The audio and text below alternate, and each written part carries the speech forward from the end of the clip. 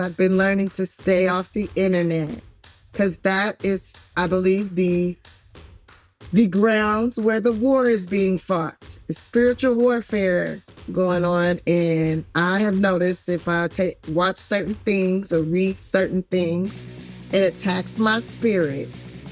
So from that day forward, I say, anytime a man offers me his number, I'm always going to take it because I don't want to mess up their self-esteem. And anytime they ask for my number, I'm always going to give it to them. But it'll be my grandma's phone number because she loved talking to people. That was that. When Arsenio Hall picked me up and I licked his face. It tasted just like Ovaltine.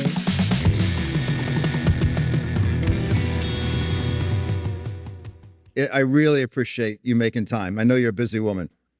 Yeah. Yeah. Yeah. So are you a morning person? No. Yet I wake up every day at 6 a.m. Yeah. You have a routine you do every morning? Yeah. My body makes me get up at 6. Yep. I do a little working out. And then if it's a good day, I get to go back to bed. But most of the time it's jump in the shower and then like out and about. Do you wake up, wake up with kind of wonderment and curiosity, or you wake up like, oh, fuck, another day. What do we got going on here? Shit. I wake up every day grateful that I woke up. Like, what? Yep. I get a second chance? Cool. Okay. Right on. Do I want to take another nap? No, get up, get up, get up, get up. Well, listen, we don't know each other, but I feel like I know you. I'm sure people say that because, I read your book. I've been a fan, but the main reason I'm having you on the show is because you're just a fucking straight up badass, and you're a straight up badass because I got protective coat on. Well, besides, yeah, I'm just wearing this because it's cold in here. My heater isn't working. I can't figure it out. I hooked it up to the Wi-Fi and I've been freezing ever since. Let's get a repairman over there right away. We can't have that. Yes, make them handsome with good credit over 7. Yeah, good credit. Well, yeah, that's right. What do you say? A good credit score is a grown person's report card? Yes. Yes. I need a report card. I'm on straight A's. Yes. Right. Well, yeah. But listen, it's early and, we'll get in your story a little bit, but like, the world told you weren't this, you weren't that, you weren't this. And you were like, no, fuck you. I am cool. I am smart. I am beautiful. I am resilient. And by the way, I just hosted fucking Saturday Night Live. So what are you doing? Yeah. Right. Yeah. So let's talk about, can we just get in a little bit of where you came from, a little bit, your story? It's such an incredible, magical story about not giving up and having hope. I grew up in South Central Los Angeles. Mom had a really bad car accident. Dad was on the run. Mom ended up being not able to take care of me and my sisters and brothers. Ended up in foster care. Got moved around quite a bit. Got in some troubles. But I found comedy. I found laughter to be like the thing I really liked the most. Got emancipated from foster care. But I did live with my grandma for a while, and then I got emancipated. Then I was homeless. That wasn't cute. I was not cute at all. But I learned to be very resourceful. I had a lot of pride. I think I was homeless. Every time I was homeless, I think that was because I had a lot of pride and was afraid to ask for help. And those were lessons in just asking for help. Sometimes when you just ask for help, things just change. Like, the worst they could say is no. Maybe they might talk about you. Oh, well, maybe they talk about you and somebody they talk about you to can help you. Mm-hmm. Talk about it because I need some help. Okay. But, and I've learned from those lessons how to ask for help. But yeah, that was a quick little syllabus. I've been married. I've been divorced. I know. We're going to talk about love and heartbreak. I'm grieving all the time. I'm grieving. Yes. Yes. I've been arrested. I've been I know. talked about. I've been in I know. scandals that I didn't even Yeah. know was a scandal, but it is a scandal. Yeah. How was your it was a great DUI pic of you. That could be your Hinge profile. That was a nice shot of you. Right? Yeah, I was like, damn, this girl's working. It's beautiful. That's because I grew up watching America's Next Top Model. And she said, whenever you're taking a picture, make sure it's model worthy. Yeah, well, that was very model worthy. Yeah, I don't know how many drinks you had, but you pulled it off. But listen, let me back up. I want to go back. Not many. Yeah, I get it. Not many. Being the mascot, because you couldn't be the cheerleader, but you became the mascot, and negotiation skills, which led to doing the bar mitzvahs. Can we go into that? So I became the mascot because, okay, so cheerleaders had a lot of rules. It was just way too many rules. And I'm kind of a breaker, not bad, but not, super innocent either. I walk a fine line. And the cheerleaders had a lot of rules, and it cost money to go to cheerleading camp. And I didn't have money, but it didn't cost no money to go to mascotting camp. And I was trying to get to all the football games for free because the boy that I liked, he played football. And then I'm just trying to figure out how can I get on the bus with the football players. Bam, who rides the bus with the football players? The mascot. So I'm a genius. Awesome. So I became the mascot. I went to El Camino Real High School in Woodland Hills, California. I got bused out there, and I was a conquistador. So, and now conquistadors are bad. And they turned into the Royals. Anyways, I did that for 3 years. But my senior year, I quit because I wanted a boyfriend. Everybody had a boyfriend but me. And because nobody wanted to be the assistant mascot. So I quit. And the dean called me into the office, or the vice principal called me into the office and was like, what's it going to take to get you back out on the field, Haddish? We need you back out there. The numbers are going down. When you mascot, everybody comes to the games. It's more fun. And I was like, a boyfriend. I want a boyfriend. And he's like, I can't help you with that. I can't help you with the boyfriend thing. And I was like, well, then give me some money so I can get my hair and nails done so I could get a boyfriend.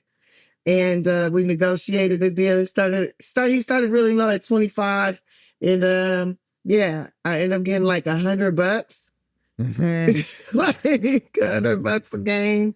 You got those Doc Martens. Yeah. Well, yeah. Yeah, and that's when I learned how to negotiate. But right on. Being a mascot gave me a lot of personality. I think let me come outside my shell. When we had our homecoming dance, I think it was a winter formal. Anyways, it was a dance at the school, and I was there and I was dancing. I had the whole party going. I'm like, yeah, how you get the circle around you. And they're like, go Tiffany, go Tiffany, go Tiffany. And I'm like, yeah. Awesome. And the DJ comes up to me and he's like, wow, you were amazing. Your energy is so great. I'd love for you to come work for my company. We do bar mitzvahs and executive parties. Here's my card. And I took his card. And I didn't want to because I thought he was kind of creepy, to be honest. And I didn't want to take his card. But just the week before, these boys had asked me and my friend for our phone numbers, and we said no, and they threw pine cones at us.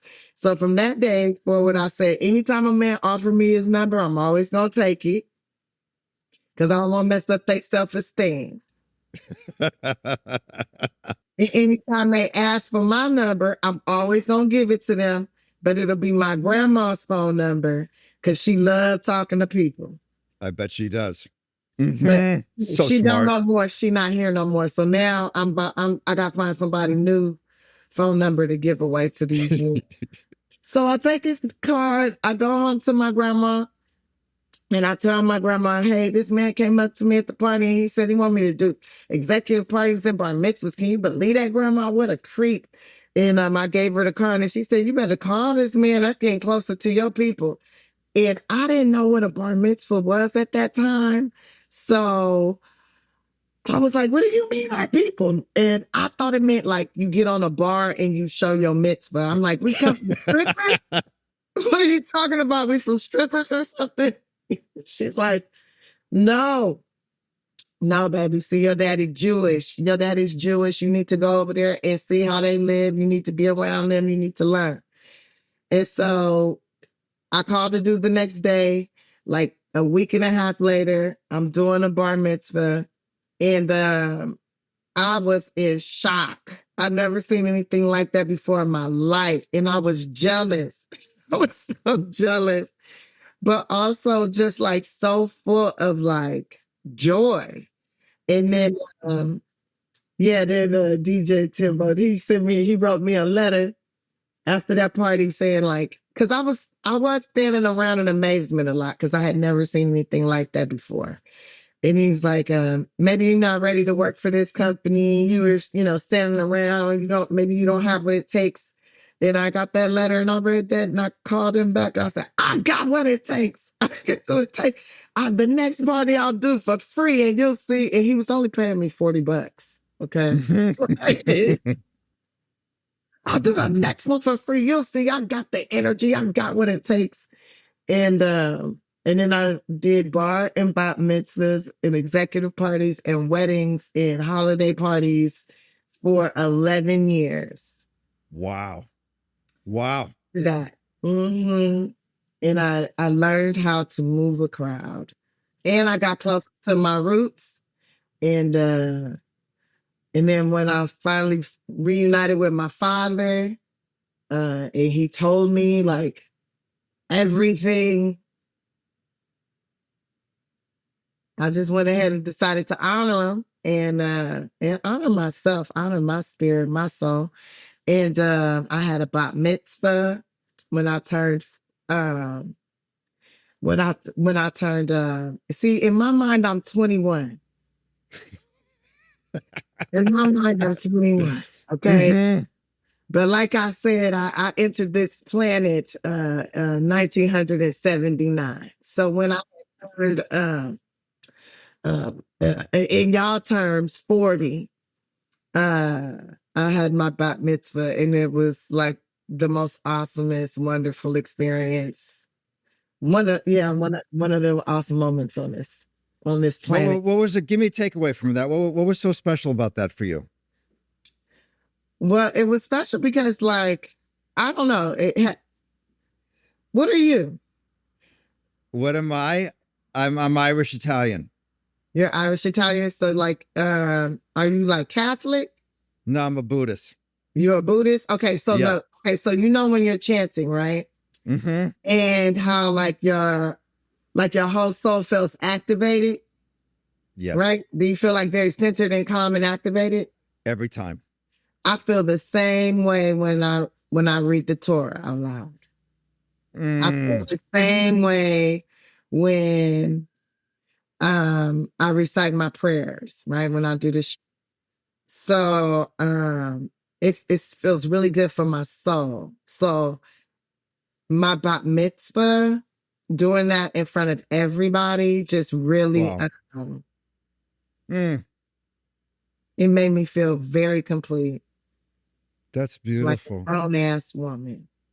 Yeah. Oh, I love that. I felt really, it's just, yeah. And was that around the time you went to Jerusalem, kind of did your pilgrimage? No, I did that in February of 2023. Yeah, was that February? Yeah. My mitzvah was in 2019. Got it. But you felt connected to your people. You felt it. You felt the spirit. You felt the love. You felt it, right? Yeah. I mean, I feel like no matter what your religion, first of all, every religion is there. Everybody's there, right? In Jerusalem, everybody's there. So when you get there, I don't know. And it was not a lot of people there when I went. There was barely anybody there. And I can feel like, I don't know, something in the earth coming up from the earth, like through your body to your spirit, your soul. Like, I don't know. I played a medium in that movie Haunted Mansion. And maybe I was feeling all the ancestors, all the spirits, so many thousands of thousands of thousands of thousands of lives, of millions of lives, people, thousands of years. People have lived there and died there. And it's something very powerful there. Definitely, I think it's God or aliens with a big generator under there. I saw Zion. I saw the mountain of Zion. Don't nobody live on that mountain. Let's talk about God in your spiritual practice. What about it? Let's talk about God in your spiritual practice. What do you want to know? Ask me. You feel like I'm being interrogated now. What's going on with your spiritual practice? Well, how often do you chant, sir? Every morning. I never miss it. Every morning? Okay, good. Because I'm a believer. How long do you do it for? My whole routine is everything I do is about 90 minutes total. 90 minutes? Is that including the physical workout as well? Yep. Well, no, I do workouts after. I swim in the ocean every day. I drive over to Redondo, about 2-3 times a week myself and jump in the ocean. And or run in the dry sand. Why don't you come out? Let's go do some sand sprints together. I'll challenge you to some sand. We'll really? Jump in. You sprint? Yeah. Let's go, baby. Let's go. Come on. Now, how do you do your sand sprints? So I start basically, it's a little bit south of Ocean Park, and then I just work my way to the pier. I do sand sprints, walk, sand sprints, walk. And then I go to Muscle Beach. How long do you sprint, though? I can go 40, 100-yard dash. Because I time mine. So what I do is I do 30 seconds, run as fast as I can, as hard as I can. And then I walk till my heart rate slows down. Then I run again as fast as I can. And then for 30 seconds. And then I'll walk, like that's what I do. And I'm usually about 8 to 10 of those. All right. Well, we'll do your system. Okay. Good. Just try to keep up. Try to keep up. You try to keep up. No, yeah, I know I'm kind of a serious, I bring it. Yeah. Big time. Yeah. Big time. Okay. All right. What do you mean big time? What are you competing in, like Ironman races or something? No, I don't do that. No. I'm just, I'm just a fast white boy. God gave me strong legs. He gave you strong legs? Yeah. Climb them mountains? Wait a minute. In your book, we're going to talk about love here a little bit. Homie lover boy, 20 years, right? And you said, we saw a homie lover friend and you were with him 20 years. But you said something really funny, and I would do things like pay his phone bill so he would talk to me all the time, right? And I want to know, what was the moment when you said, I'm done, I'm out? What did I learn from that? I learned that if you want a man to care for you and love on you, you got to let him be a man. He's not your child. And you need to also make that very clear too. I forgot what I wrote in the book. Sometimes I write things in books just to get them off my spirit and never think about them again. So really, you don't remember that? A person you had a relationship with? I do remember it, but I was trying to make a move on you. I don't want to talk about this. Well, you got the move already. We're good. We're good. You don't have to, don't worry. I know, we're cool. Don't worry about it. There's no judgment. There's a sign on the door that says no shame allowed. We don't do shame here. We don't do judgment. I know what you're all about. Okay. We're going to hang out and have some fucking fun. We're good to go. But I can match you on crazy stories. Trust me. But we have an audience here that try to help and show a little bit what's going on here. But maybe they're seeing, us in real time with each other. It's kind of nice. No, let's see. You said, what did I learn from it? Yeah, let a man be a man. Now, I don't ever spend more than $20 on a man. And if I think he deserves something or whatever, I'll make it or try to nudge him into a position to get it on his own for the most part, but don't hand him nothing. Hand him nothing. Y'all like to work. Some of y'all lazy. Some of y'all don't want to do no stuff. I don't want to be bothered with you. Right. If you like, I'm cool. I'm not into it. And yeah. And I was done when I realized, like, this person doesn't value me. He doesn't, like, he didn't value me at all. And I didn't make myself valuable. So What was the moment when you said, I'm done. I got to start loving myself. I can't do this to myself anymore. what was the moment? What was the thing? I guess when he had a baby. Oh, fuck. Okay. Yeah. Okay. Yeah. That kind of sobered you up pretty quickly. Maybe even that broke your heart a little bit. It's like, fuck it. Wow. Are you having a baby? Oh, okay, cool. I'm done. That was a moment. Yeah. And what have you done? I get the sense that you you protect your heart tremendously. Yeah, nowadays, yeah. I'm super. Yes, it's valuable. It's so fragile. My heart is so fragile. Yeah, you have a beautiful heart. Yeah. I like to share it, but I'm learning how to like share without let everybody don't gotta touch it though. You can share, you can look, but don't touch. And you can still feel the energy. You can be near it, but don't be on it. It's been trampled on enough. It's healing. It's doing a very good job too. It's so good. It's good one. Okay. This around on the planet's been it's been bumpy, but it's very fulfilling and feels very good. My soul feels very good.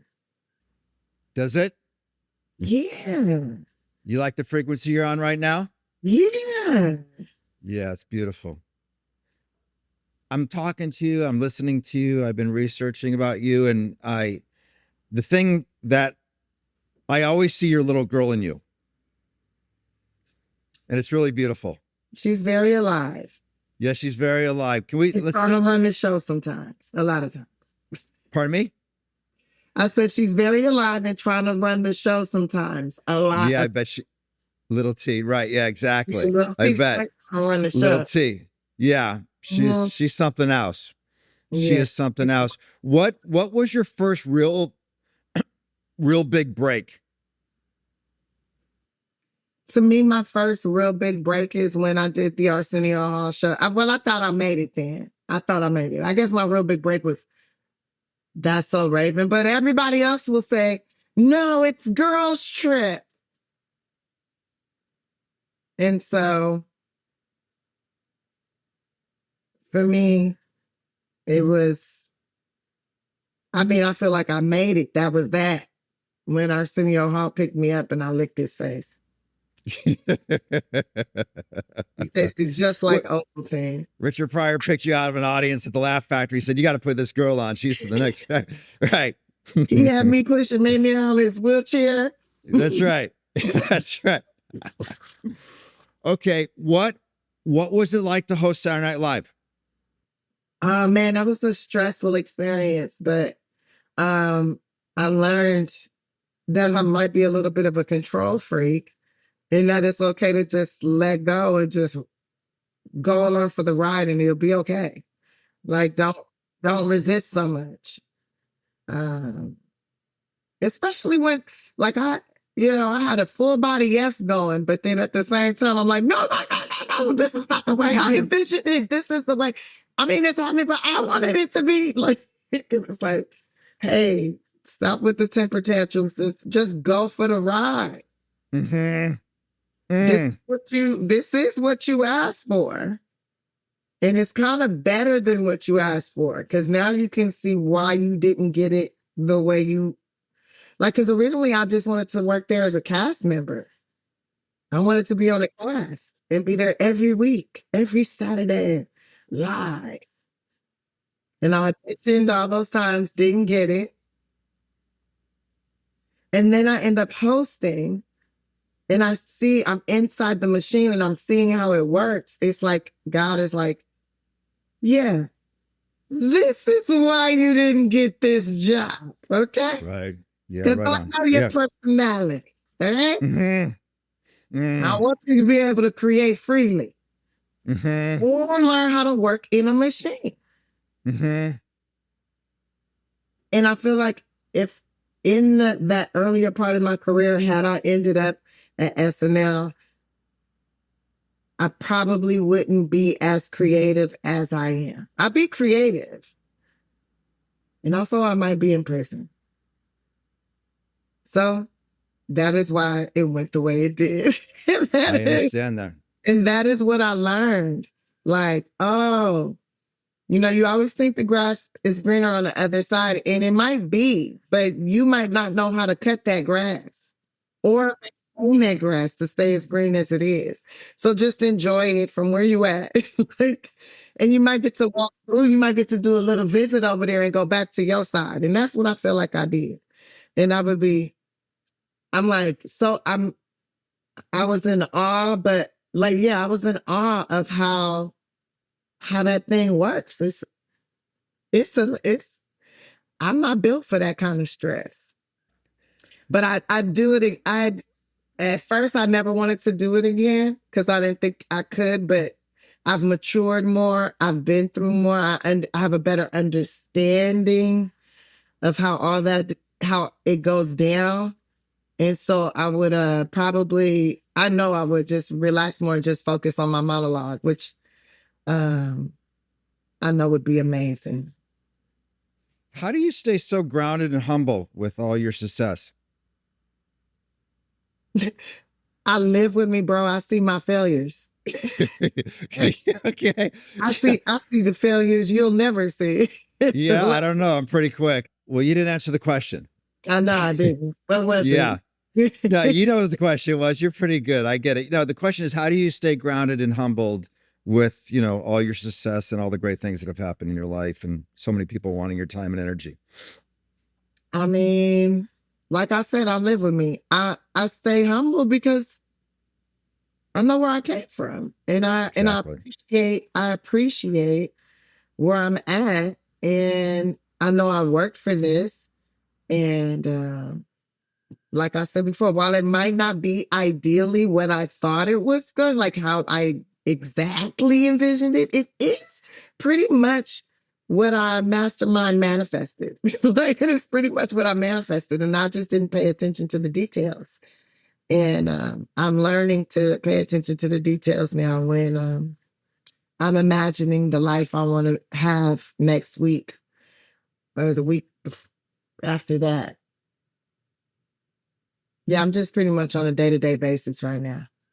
Well, the other thing, and I want to talk about what you do, and another reason why I wanted you on the show is you're constantly giving back. You never forget where you came from. You do the stuff with foster care. Would you be so kind to tell the audience about the program you do and all that great stuff? Because it's quite impressive. Yeah, so I started a foundation called the She Ready Foundation.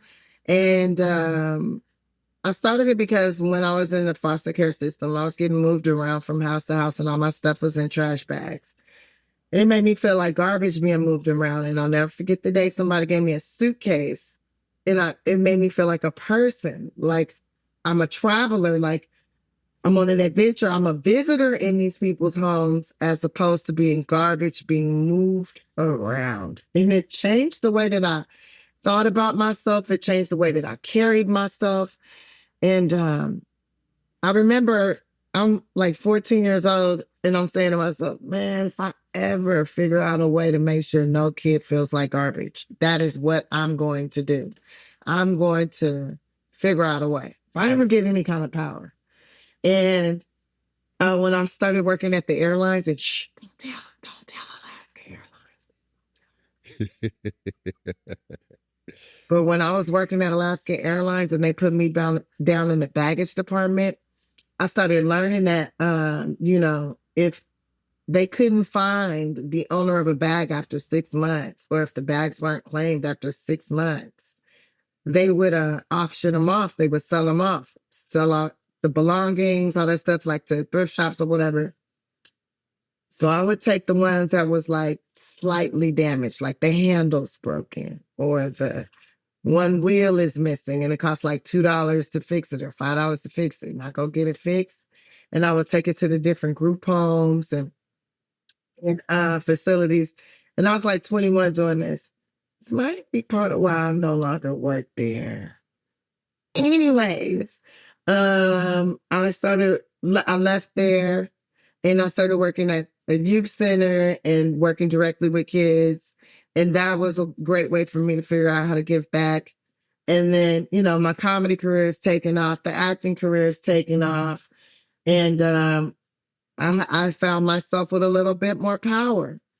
So I started the foundation, and we started out with just giving suitcases to foster youth, into like different departments of children's services all over the country, putting suitcases in their offices. So when you take a child away from their home, they can have their things in a suitcase that's theirs, that they feel like they have as they're moving, because you're ripping them away from what they know to be normal and telling them it's not normal.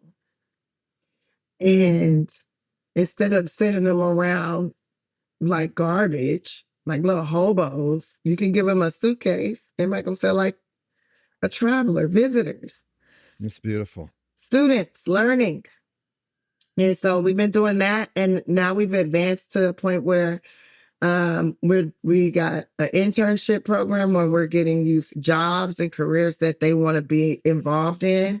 We're helping with housing at the life skills classes, which is my favorite part of everything that we do. Just teaching them how to be, a productive, happy, functioning citizens. Like, like just the basics that your parents are supposed to teach you, plus a little extra, like, how to handle yourself in the workplace, how to handle emotions while dating. Shit that nobody wants to really take. I mean, you pay crazy money for in seminars. We're teaching them how to handle your emotions in the workplace, and I think it's very important. And I take that class myself. And then there's how to behave in a professional party environment and all these different things, proper etiquette. Now I take the etiquette classes, and then how to fill out a rental application, how to buy a car. What is life insurance and why should you have it, even if you are going to live forever? Little stuff like that. That's beautiful. I love that. And I think the people that come from places that you come from, that I come from, that have turned their life around, they're always on the front lines of service every time. It's the same stuff every time. I'd like to maybe go visit that program and be inspired. That sounds very cool. Okay. That's awesome. Yeah, I want to check that out. Here's the thing. Talk about the message of, some people see a broken suitcase and see a broken suitcase. You see a broken suitcase and figure $2 to get the working, and I'm going to give it to people. Talk about finding solutions. There's always a way. Can you talk about that? Well, yeah, there's always a way to resolve a situation. I don't know. I try to find the beauty in everything. And then if I absolutely can't find the beauty, then I'll just let it go. But and that's probably why it took me so long to remember my homie lover friend. But yeah, I'm always trying to find a resolution. And I think we should always try to do that. I mean, if it's broken, okay, let's not try to fix that. But it's just the handle. It's just the wheel. You can get it replaced. You can fix it. And I'm even like that with my vehicles. And I used to be like that way to a fault in my relationships. But I've learned, like I said, my heart is very, very valuable and fairly fragile. So I've learned to keep a better arm's distance with that one. But people grow and they evolve.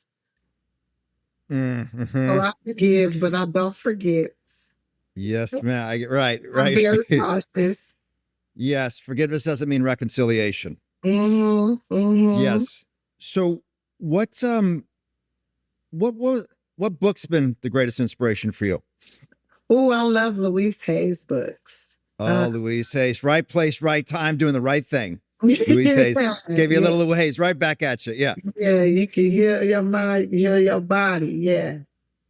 My affairs are in keeping with infinite wisdom. I'm guided by divine intelligence. The activity of spirit inspires my mind and flows through my actions. Life lies open to me, rich, full, and abundant. Mm. Mm. Other books that I mean, the Bible, the Torah. I've read the Quran. I like some parts of it. Some parts I'll be confused. And I feel like with all three of those books, it's like some parts I like and some parts I'm like, what? This don't make no sense to me. And I said, yeah, that King James be confusing as hell sometimes. You're like, I don't know what the other chapter is. Boy, there's a lot of contradictions here. And then it's like, but you know what? It's a good read. It's like also I feel like when I read like religious stuff, it's kind of like soap operas to me because all of them is kind of full of some drama. You just got to figure out what the drama is on some of them, and some of them the drama's right in your face. That book, Brave New World, that book made me think about like life a little different and how you can really like when you get a group of people together, you can engineer some stuff and change the world. And I just really like the concept of being able to take a pill and have an orgasm immediately. But that's not, they haven't figured that one out yet. So when that one out, I'm gonna try that. When I'm 70 is when I'm gonna do drugs. Yeah, 70 is the number. That's the number. Well, that's probably a good set. What made you get sober, and how long have you been sober now? I'm sober for a year and a half. I haven't drank any alcohol in a year. Not a year and a half. November 23rd was the last time I drank alcohol of 2022. Of 2022? 2023. Okay. It is 2025 now. Yeah, 2023. But what made you get sober? My knees, and I was always tired. Oh, and I was getting drug tested and alcohol tested. And then I was just like, oh, life is way better without any of this stuff. Like, yeah, it's way better. I haven't woke up next to nobody ugly. Oh, that's a benefit. Toxic relationships. I think I don't have, if I have any, I haven't been giving them any attention. Yeah. Toxic people fall off when you're not toxic. I've heard that. That's the benefit of, yeah. They fall right. off. And you know what else is crazy? You don't miss them. At least I don't. And maybe that's me. Maybe because I've been in and out of so many different homes, maybe once you're gone, you're gone. So. And do you miss alcohol? It's been hard for you to stay sober? No, it's been easy. I wasn't really drinking much alcohol before, maybe like 2 or 3 times a month, and like not really getting drunk. But I noticed, like after a week, I noticed my knees didn't hurt no more. My back didn't ache the same. My elbows didn't ache. Like my face wasn't as puffy when I woke up. My fingers wasn't all so swollen I couldn't bend them. And then I just lost so much weight super quick too. And I eat a lot. So I don't know. I'm like, oh, my body was allergic to it probably. Yes. Definitely for sure. Yes. Well, alcoholics have an allergy. That's the problem. Exactly right. Yeah, I'm allergic to it. And so when people would be like, oh, you want to drink? I'm like, no, I'm good. Let me get a ginger beer. Let me get a ginger ale. Let me just get some water. And then, they'd be like, "Oh, why you not drinking your antibiotics? Oh, and I'll be like, no, I'm allergic to that shit." Or, or if it was people I really wasn't feeling, I would be like, "Oh yeah, I'm trying to get pregnant and I get dry when I drink alcohol." So that's how you get little girls. I want a little boy. So I'm going to stay sober. They'd be like, "Oh my God." You're a genius at diffusing difficult conversations. It's quite a gift you have. Thank you. Thank you. Yeah, that's a very savvy how it's remarkable, quite honestly. Let me ask you this. When are you your happiest? When I'm on the stage, when I'm performing. Yeah, tell me about that. Yeah, I'm my happiest on stage because I feel like that's where I'm the safest. Because nobody can really hurt me up there. Even if somebody did hurt me, there's a room full of witnesses. Like, yeah, I guess I'm happy with all the eyeballs on me. Do you feel safe in the world when someone hurts you? What do you mean by that? I mean, it seems like always someone is trying to inflict pain or trying to hurt somebody else. Me in particular. I used to think when I was younger, I used to think that God put me on this earth just to be people's punching bags, just to absorb somebody else's hurt, their complaints, their gripes, their grief, their sadness. I just felt like a big fucking trash bag that was like just getting filled up with people's anger. Every time somebody hit me, said something mean to me, like I used to hold on to all that shit. Like, and I just feel like, oh, I just got to get them to smile. I just got to get them to laugh, and then they won't hurt me. Because I started noticing like people didn't. When people were funny or brought joy, and I noticed that with my mom, like she would go from angry to lighten up to happy, to surprise happiness, like joy. She have an attitude in this. You can hear Sinbad voice on the TV, and then she just smiles. That's great. Sinbad, But who's trying to hurt you now? Oh, the internet. This spiritual warfare. Some days I wish I didn't know how to read again. If I didn't know how to read, I wouldn't see all this bullshit. I wouldn't be able to read the comments. My feelings be hurt sometimes. But nowadays, at first, in the earlier years of the internet, my feelings would be really hurt. But nowadays, I say these last 2 years, I'm just like, whatever. But that gets you jammed up when people say mean things about you? It used to. Because I'm from the 1900s. And you remember the saying, don't let your mouth write a check that your ass can't finish? Yeah, that's a good saying. And back in the 1900s, we would, you talk shit, we could roll up on you. I remember being a young woman rolling up to, this girl's house and her grandma answering the door and me saying, "Where your granddaughter at?" She said, blah, blah, blah about me. And then the granddaughter come outside and she said what she said. And then I did what I did. And I said, "Keep my name out your mouth." And the girl was day, don't talk nothing about me. Now there's a lot of cowards with the keypad. Well, now you get sued for that. So yeah. And violence is bad. Yeah. That's horrible, even though that is what built America. So no violence with your hands or any weapons of any sorts. Just use your words. And your words can get you sued too. Yes, they can.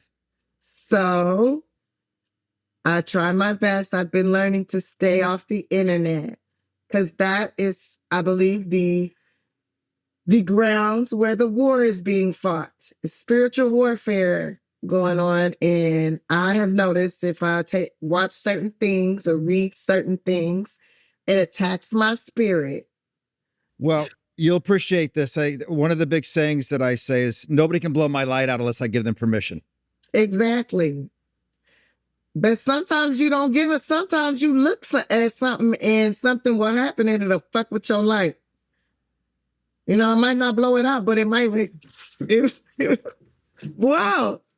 Shiver me timbers. You know what I'm saying?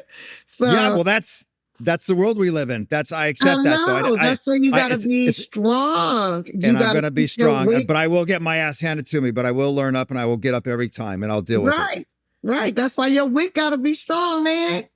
That's right. A strong wick. You know what I mean? Gotta have that good oil, that olive oil, that you know what I'm saying? I do. I know exactly what you're saying. And if you not, if you low on oil, if your fuel is low, if your wick is weak, you might not want to subject yourself to places where your shit can get blown up.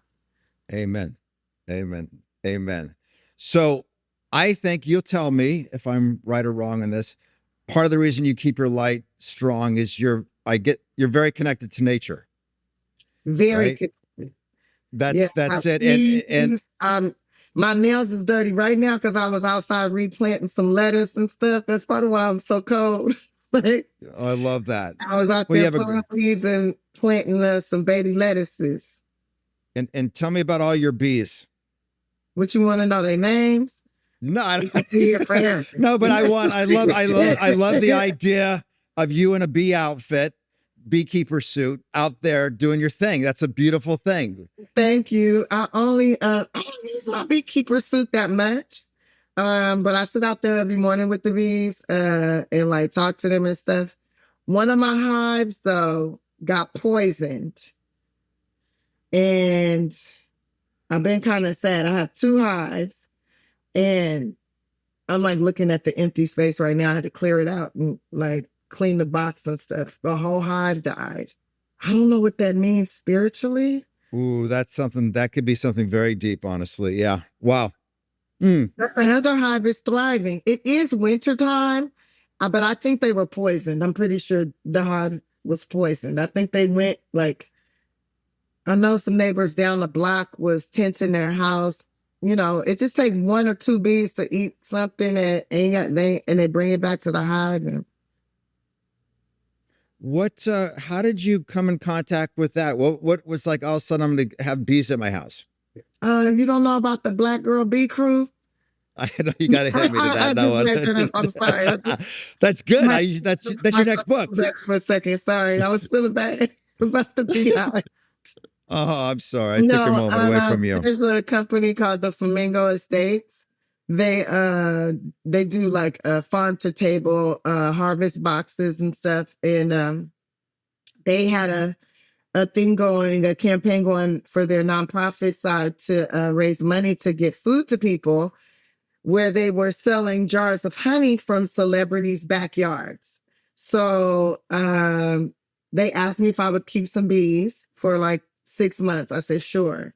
And they had a beekeeper come and all that. And I started talking to the bees and hanging out with the bees because I had saw a video that said that the hum of a beehive is that an HZ tone or the key of C, HZ tone of 440 hertz or 420 hertz or something like that.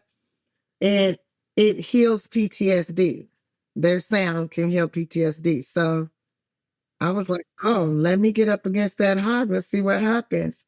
And I've been stung now once. And I sing to them. I talk to them.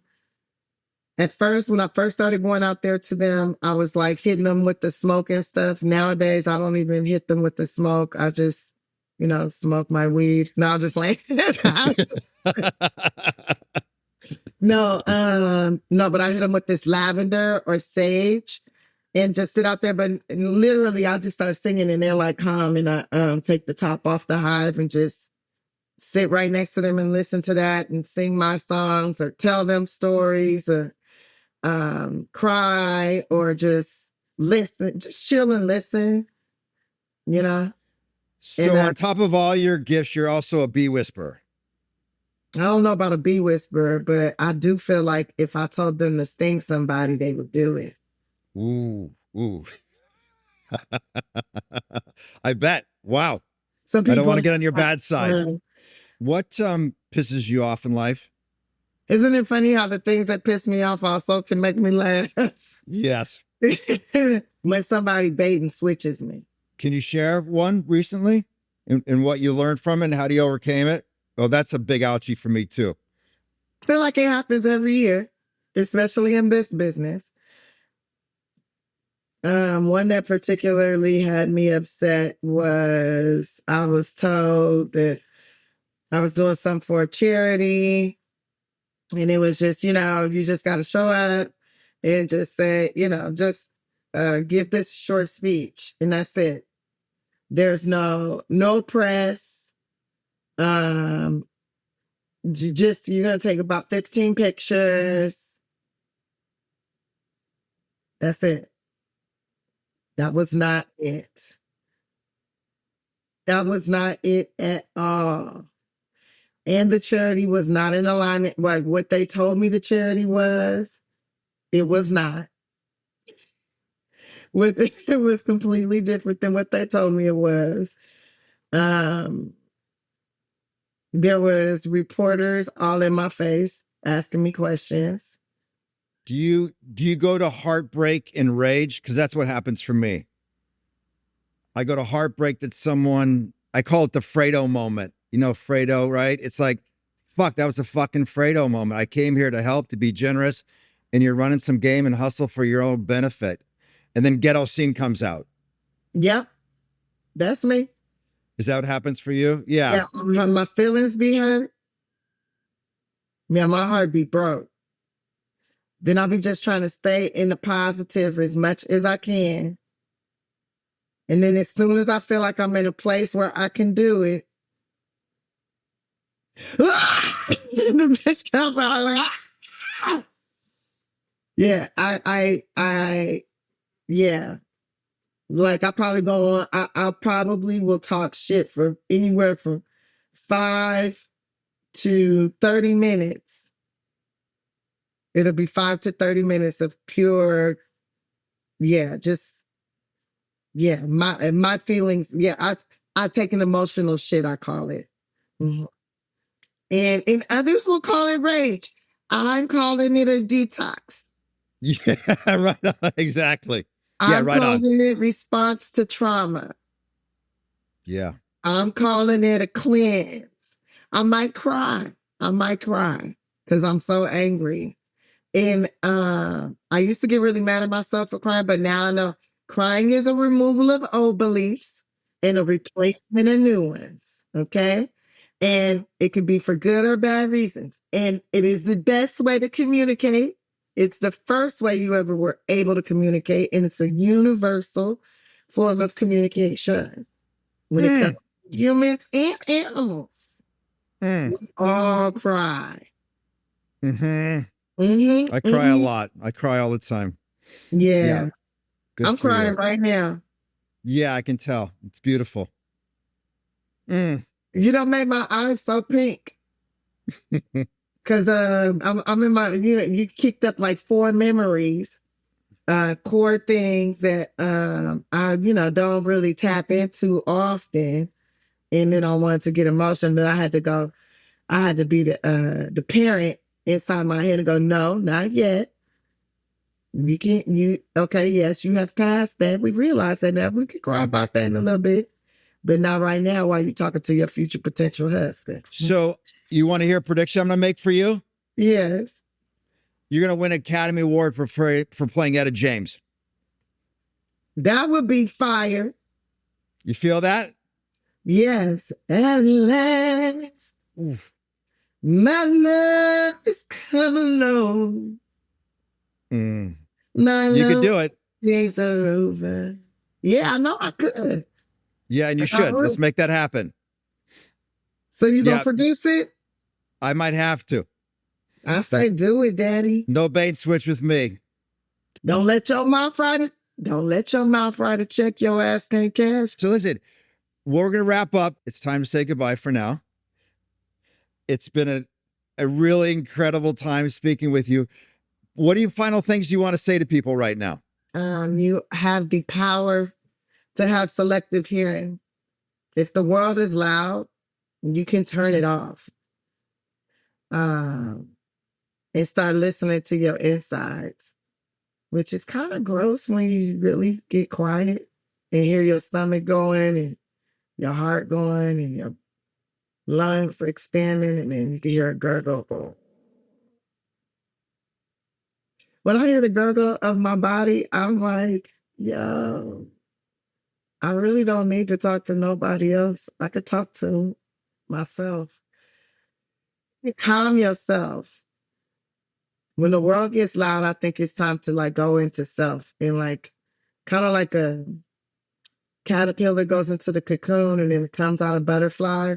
Sometimes when you feel like the world is super loud, it's time to go hibernate. It's time to go dormant a little bit. It's time to like sit in a quiet place and listen to what's going on in here, in your heart locker, in your ribs, and on the inside.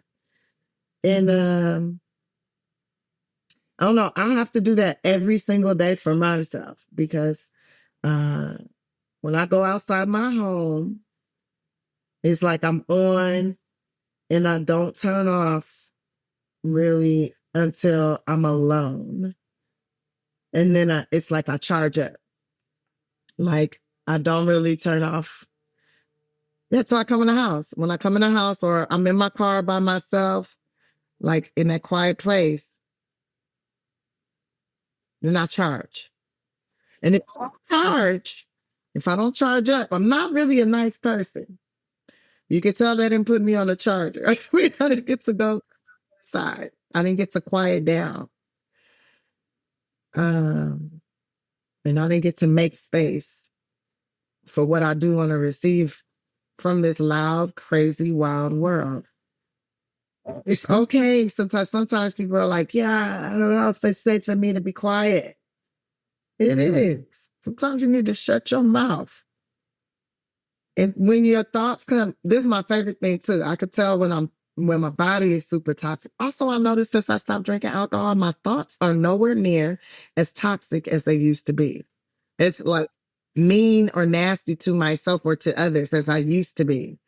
And because I'm not in no physical pain like I used to be. That alcohol causes all kind of pains and it causes really horrible thoughts.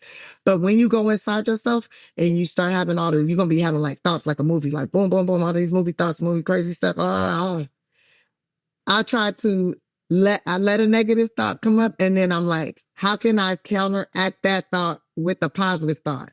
Then I get to making myself laugh. And it's hilarious.